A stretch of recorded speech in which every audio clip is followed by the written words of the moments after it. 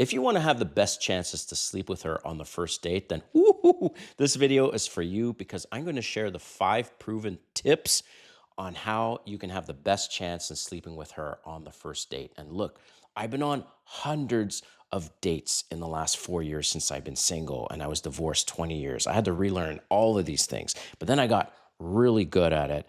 And many of those times I took her back to my place and slept with her on the first date. And that's what I'm going to share with you today. Are those 5 proven tips that have worked for me and that can also work for you on the first date. All right. If you're new to my channel, welcome. My name is Kane. I'm the Silver Bachelor. This channel is 100% dedicated to dating advice for older guys and the women that want to understand them. If you haven't subscribed, hit the subscribe button and the notification button because I'm dropping videos every week. Woo! Okay, let's get into this. So, you're going out on lots of dates. Cool. But maybe you are spending a lot of money and you're going on many dates before you get some action. So it can be frustrating for most of us guys. We're 3 dates in, 5 dates in, 7, 8, whatever, and you start to feel used. She's just wasting your damn time. Well, you can accelerate all of that and give yourself the best chances of sleeping with her on the first date, right? Who doesn't really want that? Cool. I mean, why not just get down to business sooner than later? All right. So I'm going to get into these 5 tips right now on how you can have the best chance to sleep with her on the first date. All right. Number 1, ideally, your first date is on a weekend night. However, weekend nights, I forewarn you guys, and maybe you've experienced this, but this has been my reality. Weekend nights for the first date are reserved for Chad, okay? I have had more date cancellations on a weekend night than I've had on any other night during the week, okay? Also, you are assuming by booking the date on a weekend night that she doesn't have to work the next day. So this is what I suggest. Though weekend nights can be great, assuming that she doesn't work the next day, but then you have a high risk of that date getting canceled because she's going to go out with Chad, all right? So this is what I suggest. I suggest before you book the first date, you ask her, what's your schedule look like? When are you usually off? And she's going to give you whatever answer that is. Oh, I'm off on Mondays. Oh, I'm off on Saturdays, whatever. Book the first date on the night before she's off, and she's going to be off the next day, because then she doesn't have to worry about being out late, drinking, staying over at your place perhaps, or going back to her place, whatever. So that's tip number 1, is the night that you choose for the first date is critical. And how you know it's going to be the best night is the date, then when she's got the day off the next day. All right. Number 2 is to ideally book your dates within walking distance of your house. Now, I don't know where you live, but since I've been single, I've lived where pretty much all the action is. I lived in Ottawa, Canada, right downtown, and right now I'm living in Atlanta, and I live in Midtown Atlanta. And there's lots of options and cocktail lounges within walking distance from me, okay? So if you want to give yourself the best chances of sleeping with her on the first date, then you need to make it easy, the logistics easy of coming back to your place. And if you're within walking distance of your dates, again, she doesn't have to know this. But during the date and you're talking, she's like, oh, whereabouts do you live? And you're like, well, I live like 5 blocks over there, right?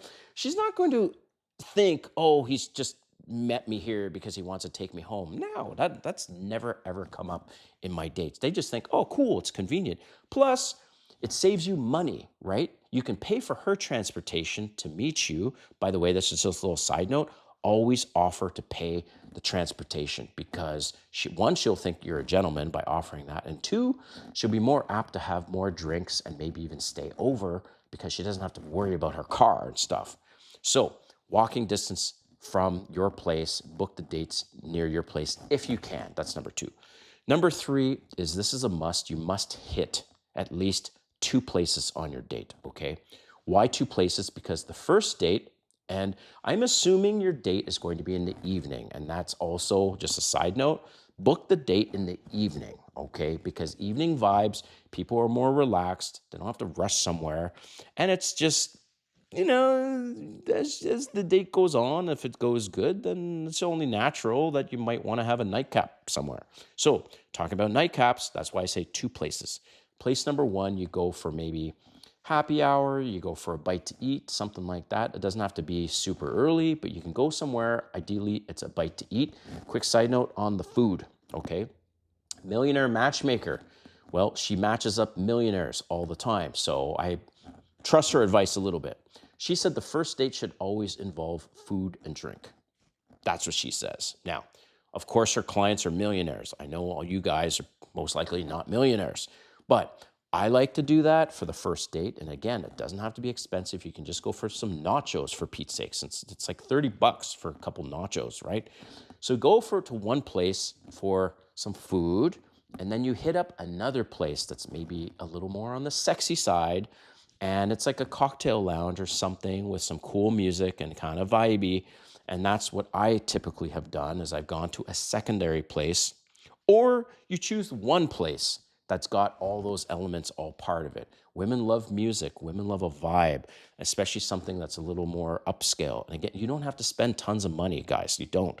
But choose a place with a vibe, a good environment, and a place that she feels sexy at, okay? So that's number 3, is to hit 2 places. Number 4, kind of obvious, is that you want to build sexual tension, okay? So how you know sexual tension is starting is when there's some touching back and forth, gentle touching. This is my own style. I typically do not touch them first. I sit beside them very close. I always choose wherever we're going for the date. I sit at the bar and I say, oh, I prefer to sit at the bar so I can be close to you and I can hear you instead of being across the table. And they all go, oh, okay, sure. But really at the end of the day, I want to sit at the bar and be beside them because it's easier to touch. So this is my style. I like to wait until they touch me first, even if it's just a tap on the shoulder, a tap on the arm. If they're into me, they always touch me first.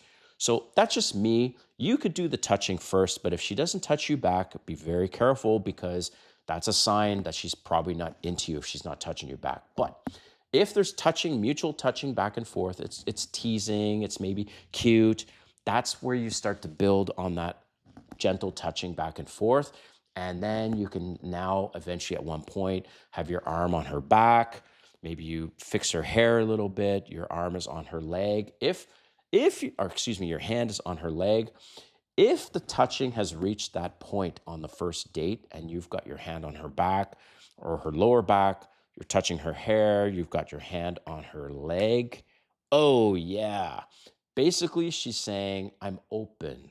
As long as the vibe continues, I'm open to maybe going back to your place, okay? So sexual tension, that's number 4. And the last one I want to leave you with is you need to close the deal at the end, okay? So let's say the tension's there, everything's good, it's an amazing date, and there's touching. Well, you need to now say to her, hey, look, I'd like to keep this going. Do you want to have a drink at my place? Just as simple as that. It doesn't have to be that line. You can come up with something else. But if there's good chemistry and she doesn't have to work the next day, guaranteed she's going to be open, super open to going back to your place, and if it's convenient to get to, okay, for a drink. Now, on this is my little bonus tip, okay, talking about drinks. Let's say she says, yes, let's go to your place and have a drink. The tip is this. Have a stocked bar, guys. I've fucked up many times on this, and I'm sharing this with you so you don't fuck up. You need to stock up the bar and stock up with weed. When I say weed, have some choices for her. Joints and gummies for the weed, okay? Or a vape pen, either one of those, but ideally you have all 3 so she could choose. And when it comes to the liquor, okay, tequila, you cannot go wrong with tequila. Tequila, tequila, tequila. I can't say that enough. I haven't met a single woman that doesn't like tequila. And get some good tequila, not some cheap-ass garbage in case she likes it neat.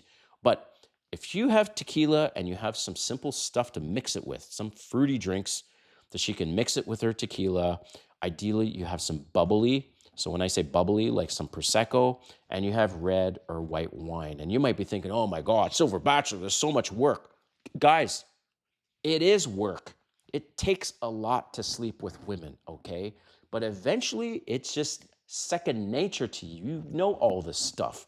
I've been there, right? And if I know I'm going out with this hot girl, I've got my first date and everything's all lined up, oh, hell yeah.